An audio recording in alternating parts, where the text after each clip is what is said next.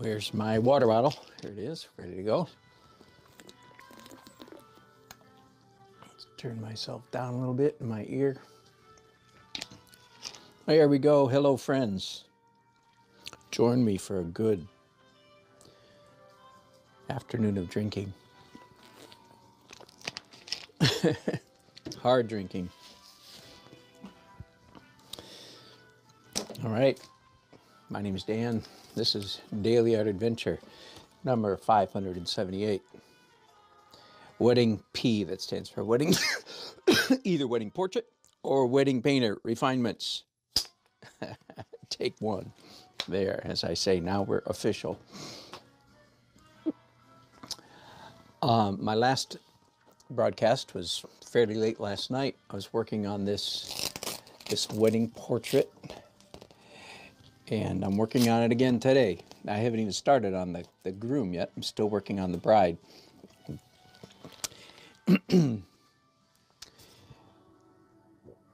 Let's zoom in so you can see what's going on. There is nothing like a good night's sleep to help you see things. So I had the subtle sense last night as I was finishing this. And by the way, you're right. Several people, or a couple people, mentioned the color. Yeah, I'm going to deal with that later. I'm still trying to get the parts in the right place. And I had a subtle sense. Do you see how much distance there is between the end of her eyelash and the bridge of her nose? Here, let me blow that up so you can actually see that. Can you see how much? It doesn't matter. Like here now on my screen, it's a little over 1/4 of an inch between the end of her eyelash and the bridge of her nose. Now if I shrink this down to roughly the same size as the painting, now it's about 1/8 of an inch. But over here, oh my goodness, her eyelashes almost intersect with the bridge of her nose. So something's wrong. Either the bridge of her nose is cut in too far, and maybe her whole nose, maybe her entire nose is too far to the left. That's a good option. Or this eye is too far to the right. And as soon as I say that, I go, as soon as I say it, I can see it. It's like, oh, doggone it. As much as I've worked on that eye, which not an outrageous amount, but you know, enough, I realize it's too far to the right. Not only that, let me get a ruler here so you could see what I'm talking about. I also discovered with fresh eyes this morning, when I look at the angle of her top eyelid, it's about like that. I'm looking at the photograph on my phone, right? And I come over here and the painting, it's like that, photo like that. So I've discovered 2 errors, 2 mistakes already. It's a good day. Well, it is a good day when you discover what's wrong. All right, now, I've done this before, but this is worth repeating, especially for those of you who missed it. What seems like a daunting task in portraiture of moving an entire feature, especially an eye or a mouth. Like you do it, and sometimes you've rendered it, not in this case, but sometimes you've rendered it like perfectly. Oh my goodness, I've got the perfect eyeball. Unfortunately, as you continue to refine, you go, oh no, it's 1/8 of an inch or 1/16 of an inch, whatever, you know, too high, too low, too left, too right. So after all the weeping and wailing and gnashing of teeth is over, here's the good news. It's not as bad as you think, especially if you've captured it pretty much perfectly. If you've got a really good rendering of that feature, which I've already mentioned here, I don't, because the eyelid needs to be angled slightly differently. But anyway, it's close enough. I want to show you here, and I got a little demo right ready to go for you here. I want to show you how to move a feature. So I just used a piece of, ignore all the colors, just a piece of scrap canvas, okay?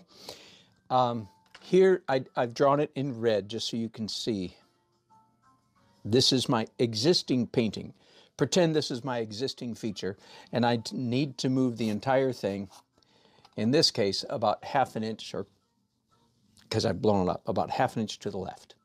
There is a process. There is a step 1, 2, 3. There is a right way to do this and a wrong way. If you do it the wrong way, it's a huge job and a disaster. But if you do it the right way, it's not that bad. And honestly, I've done this before. If you just put a clock on it, take a deep breath and say, okay, in 10 minutes, 15 at the most. And frankly, when you're doing portraiture, what is 15 minutes? That's not that big a deal. Okay, but you have to do it the right way, and here it is.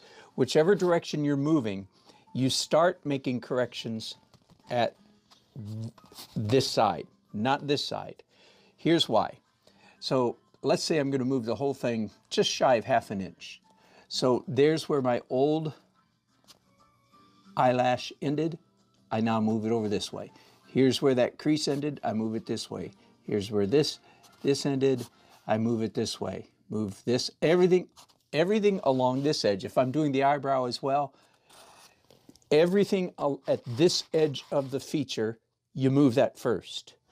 And then you crawl your way along, move everything straight to the left. Now, these are a horizontal line, so it's not showing up quite as well, as clearly.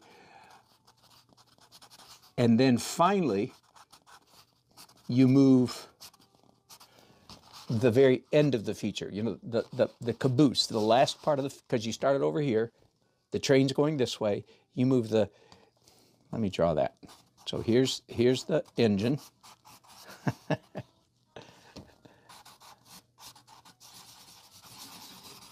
Okay, here's a coal car, here's a freight car, and here's the caboose, okay? So in this case, we're moving the feature this way. Got it? How do you move a feature this way? You start with the engine, then the coal car, then the freight car, and as many freight cars as, and the final thing is a caboose. Okay, so back up to here. This was the front end, and the back end is this. The back stuff is the caboose. That's the last stuff to move over. Does that make sense? If you do it, if you move the caboose first, then the caboose crashes into the freight car, and the freight car crashes on top of the coal car, and the coal car crashes on, and you can't paint that way. It's like, but if you just move the engine first, then the coal car, then the freight car, then the caboose, then it moves down the track very easily. Does that make sense? So when you make a correction, when you have to move a feature, you start at the front end and work your way back. I hope that makes sense. So now let's do it. So I'm going to move her entire eyeball. Again, weeping, wailing, gnashing of teeth, blah, blah, blah. Get done with that as quickly as possible. Now, how much am I going to move it? And I'm looking mostly here at the front of her eyelashes. Now, before I go on though, let me go back, and I want to reevaluate. Is her nose really in the right place?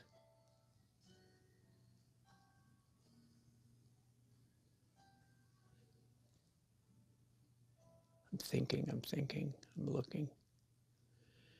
And my feeling is, no, her nose could actually stand to be moved. Oh, a tiny bit. Now, hang on just a second here.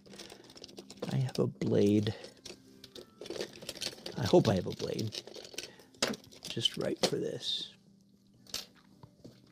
Yeah, here we go. So this is, I don't have a, oh, maybe I do have a handle that'll hold that. Hang on just a second. I'm going to be, is that a number 11? That's the question. Yeah, oh, good, excellent. Okay, so I actually have a handle now. I want to point out, this is a standard X-Acto knife blade, right? Number 11. You may not use this to scratch a painting. Why? Because the point will gouge into the canvas and leave irreparable damage. So you need to procure a curved blade. Why? Because then you can scrape the painting, and you see the point is pointing back away from the canvas. So you can actually scrape without damaging the canvas. Now, real quick, last night I was half joking about saying that I wish I had, I can't remember what I said, a pair of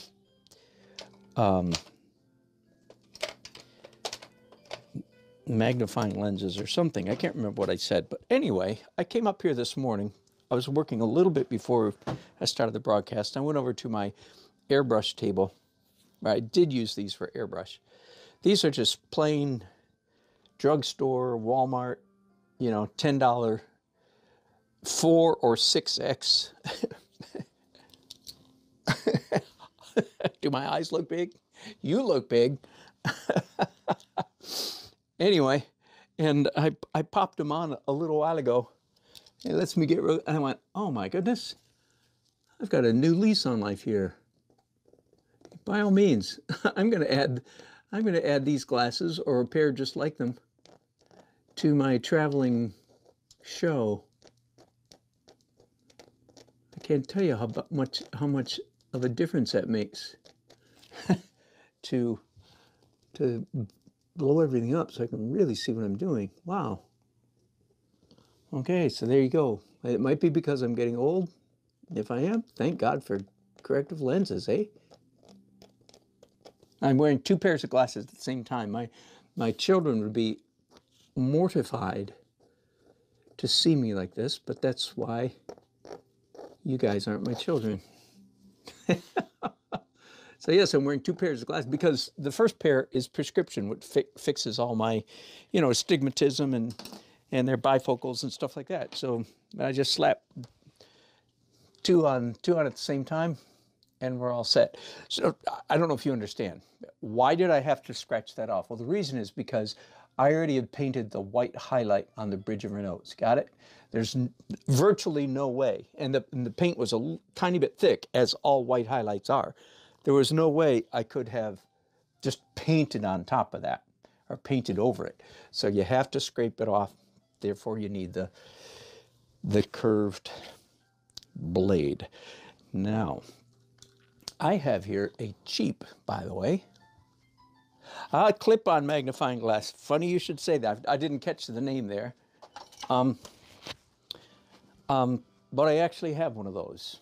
Here you go. It's called a jeweler's glass. Oh, and this, and don't know if it matters, but there you go. Okay, so why don't I just use this? And I tried. Here's how crazy I am. Before I started broadcasting, I already tried this. Okay, this is called a jeweler's glass. And okay, it gets about 3/4 of an inch from the canvas, and it blows things up so far.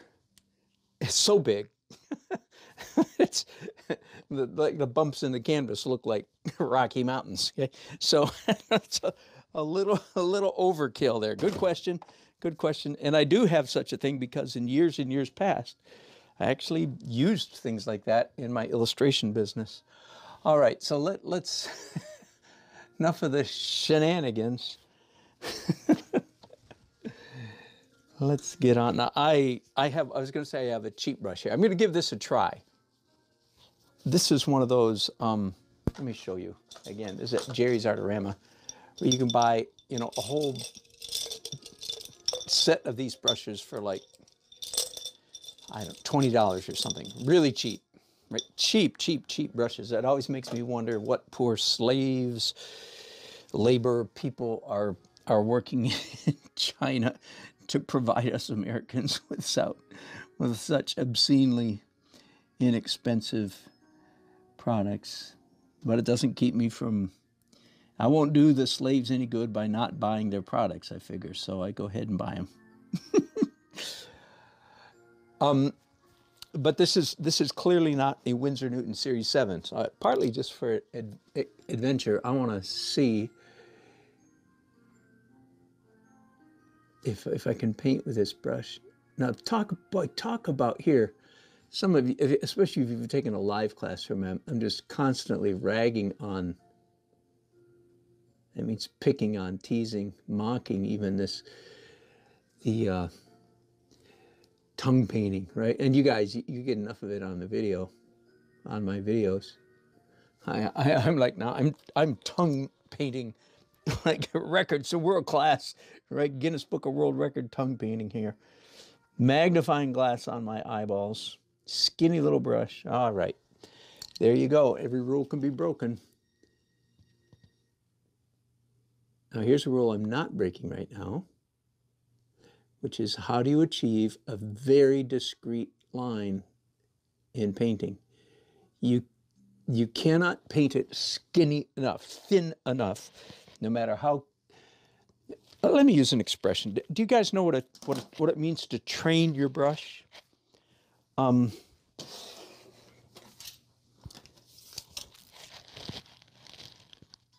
This is one of the few things I did learn in college.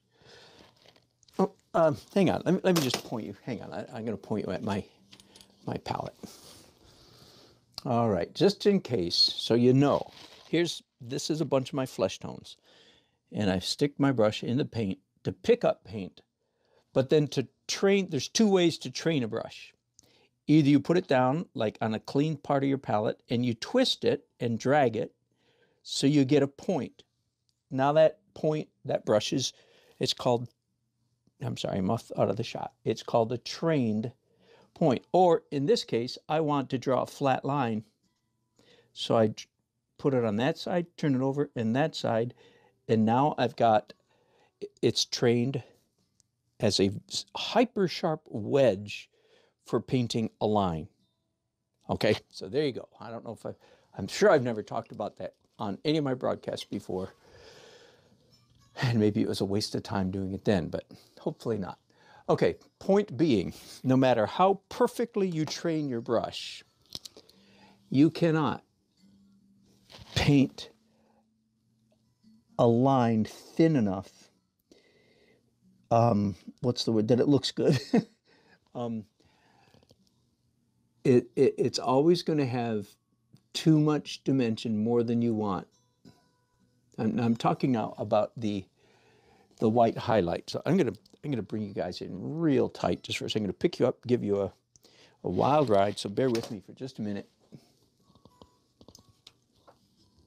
because I do want you to see this. All right, I want you to see. Let's see if we're in focus here. It looks like it is. Can I get any closer? Out of focus now. All right, now I can't point to it, but you see the tiny, tiny, tiny white hairline that's right on the bridge of her nose? Do you see that? Okay. How did I achieve that thin of a line? How did I manage to get a line that thin? And the point I'm trying to make is, no matter how perfectly, even if you're using the famous Winsor Newton Series 7 brush. Now I've lost my brush with all those shenanigans. There's a brush laying around here somewhere with, oh, here it is. Okay, whew. Nothing wrong with me that a new brain wouldn't help. Oh, yuck, yuck, yuck. Okay, the only way you can get it that thin is by, first of all, put it down. Having put it down, it's too fat. Goes without saying. It is not a pleasant mark. So you put it down, it's too fat, and then you skinify it by carving into it, painting up to it, either on one side or both sides. Does it make sense? I wish everybody knew this, because I can't tell you how many paintings I see where the lines are fat and unattractive.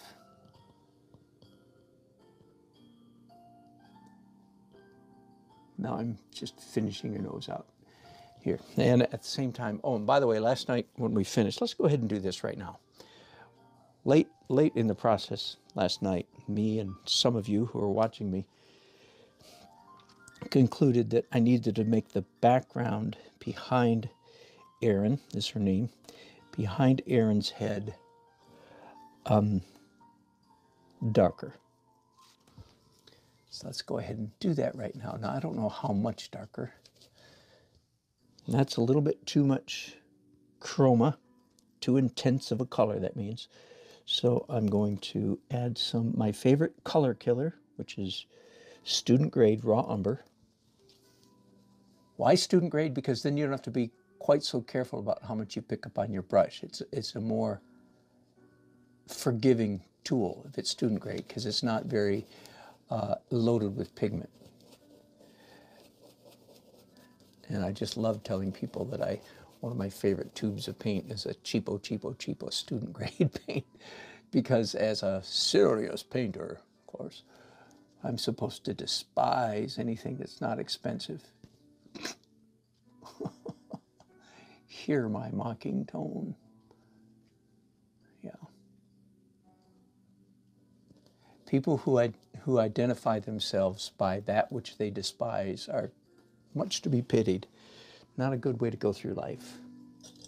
Identifying yourself by, yeah, I don't like that. There's some serious dysfunctionality going on there. Anyway, that's what a snob is. A snob is someone who identifies themselves by that which they despise.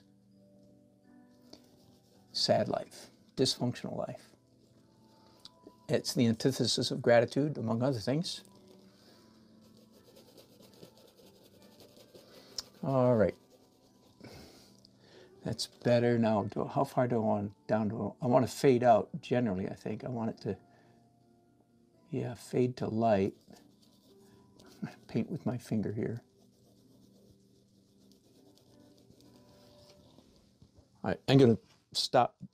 Good enough for now. I may change that later, but that's good enough for now and gets us in the right ballpark. Plus, it lets me know if I am going to paint up to the edge of her nose this way. And now I know what color to use. And yes, I am going to do that because there's a slight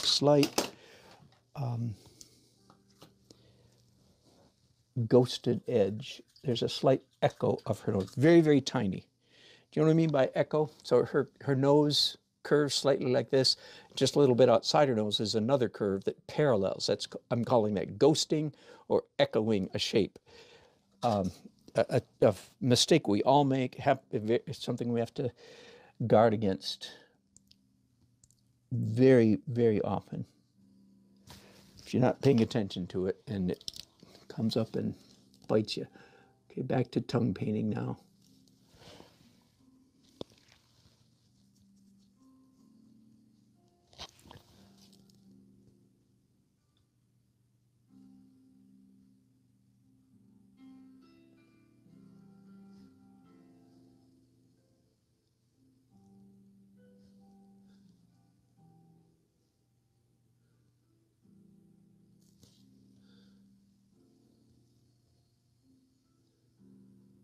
All right, now I am satisfied, I think, with the outside of her nose. You know, I know this, what I'm doing now is so laborious. The only people who would be even remotely interested in this would be those of you who are perhaps behind me, if that's a fair way to say it, behind me in the art of portraiture.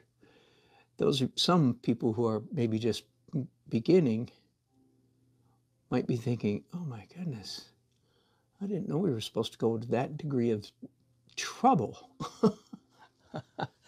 That can only be somebody who's never really given a serious attempt to portraiture. Yeah, all right. Now, let's tackle this eye. Again, using the train analogy, I start at this end and move it that way about a 1/16 of an inch. Ha! Oh boy, are you kidding? A 1/16 of an inch? Yeah, maybe not even that much. And at the same time, I'm going to change the angle of her top eyelid. So not quite as simple as it would normally be. By the way, I'm loving these two pairs of glasses at the same time. Making a real fashion statement.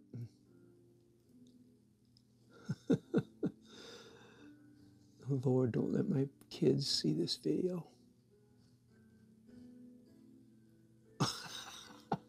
I get enough trouble as it is with my kids. Dad, it's part of the fun of becoming a grandfather. You stop worrying about fashion, much to your family's dismay. Now, don't get me wrong. I haven't lost my way. I know when I'm not dressed well. You'll know my brain is going when I don't know it anymore. When I shuffle out on the driveway in the morning in a bathrobe, slippers, and dark socks, then you'll know I've lost it. Then you'll know it's time to start looking for a, what's the word? Not a retirement center. Worse than that, Old folks home, yeah, okay. That's what they used to call them back in the olden days.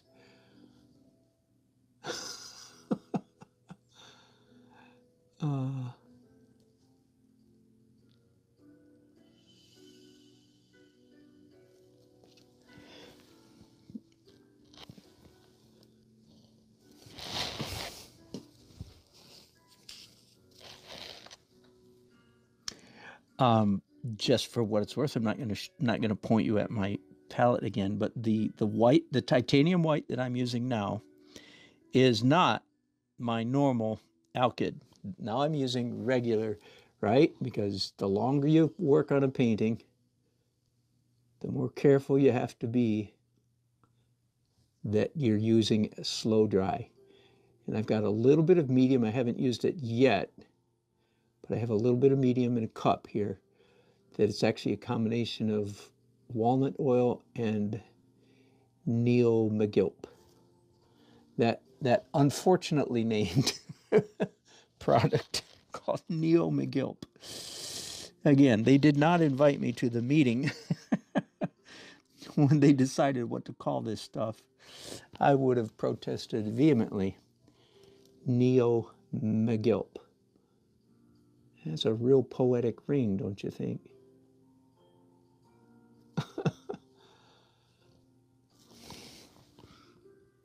I've mentioned frequently, I guess, over the years, that the smartphone screen, at the moment, best tool ever invented for capturing or seeing color. There, you zoomed all the way, and you are. Let me zoom out to the part. That's as far as I can go on her face.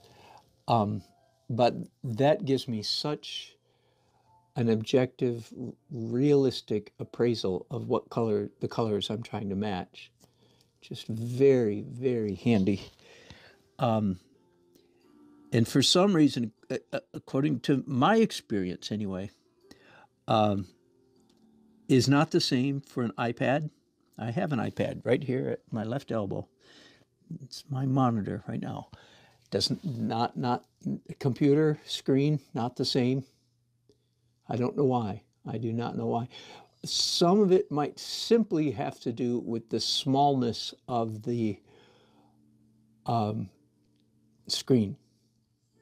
In fact, that it's the smallness of it that makes it work. But I don't think that's all. I think it's more than that. But beyond that, I don't know. But I invite you to give it a try and see if I'm not right.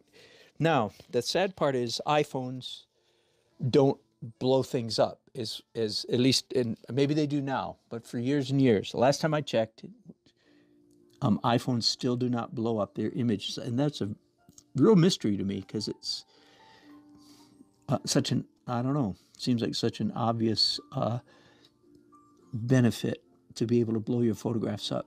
An iPhone blows it up like twice or something, and an Android blows it up like 10 times or something. Those are not scientific numbers. I may be way off, but the point is, so there you go. So, but I still think the iPhone is a good tool for matching colors, just not quite as good as the Android phone. Now, I'm an artist, so as you can probably imagine, I'm a Mac guy. Have been, got my first Macintosh in 1993. That's not exactly the front of the bell curve, but I eventually showed up to the party. So I'm a Apple Mac person. But when my wife got us into smartphones 10 or 15 years ago, for some reason, she got us into Androids. And as it turns out, as an artist, that actually worked quite well for me.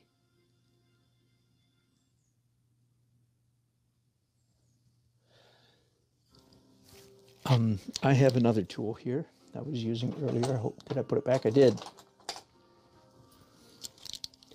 This is nothing but a sharp point, like a high quality or fat needle.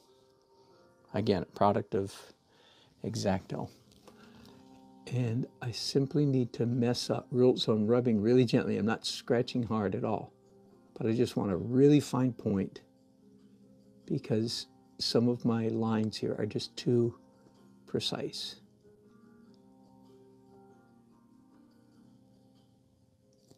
Jitter, that's the word I was looking for the other day. I was in some conversation, I was trying to think of that word.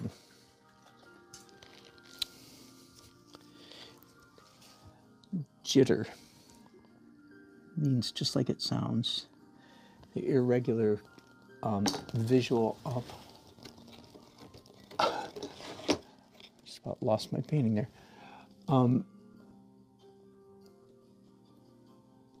What do you call noise on the radio? Jitter is visual noise. All right, weird glasses off. Let's stand back and look at this now. Again, I haven't really started working on color. That'll be a different adventure.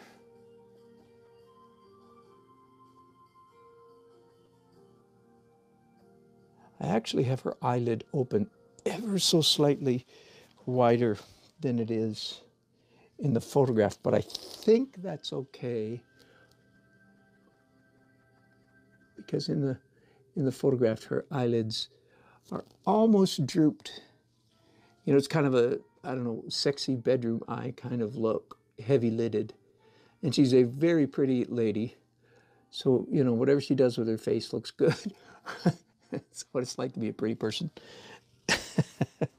But I feel like I can open her eyelid just a tiny, tiny, tiny bit and it'd be okay.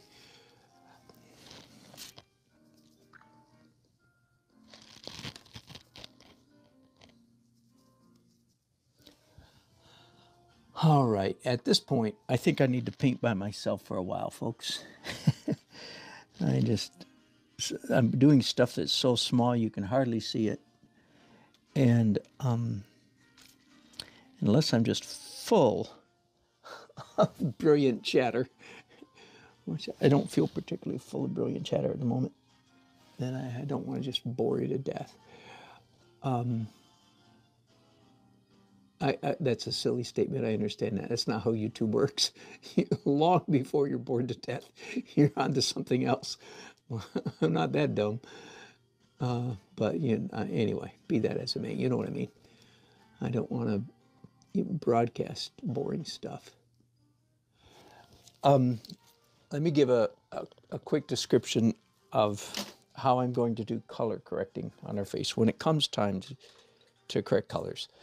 I'm going to go with transparent and translucent, transparent glazes and translucent scumbling, starting with transparent.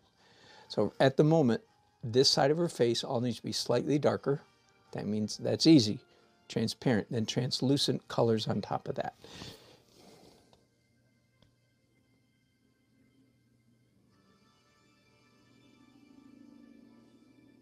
I'm going to work on the front of her lips and the front of her chin. Her chin is still a tiny bit too, I can do that while you're watching. Her chin is still a tiny bit too sharp. And I'm loving these. Like I said, I'm loving these double glasses. So.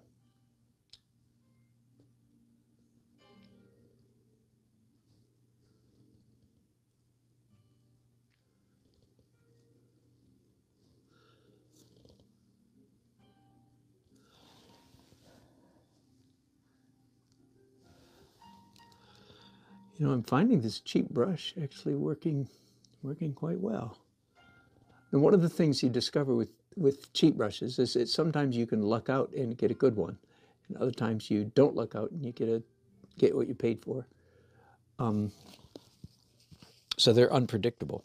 However, I usually like to say, remember, when we start turning up our noses at cheap brushes, keep in mind that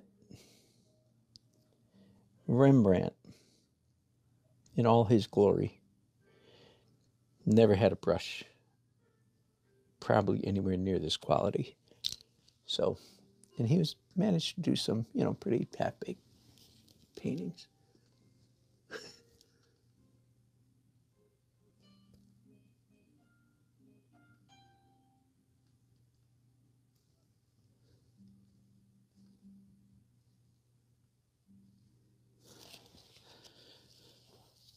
All right, I am at the point now where I am painting too small and too slowly to continue broadcasting. So I'm going to work by myself for a while.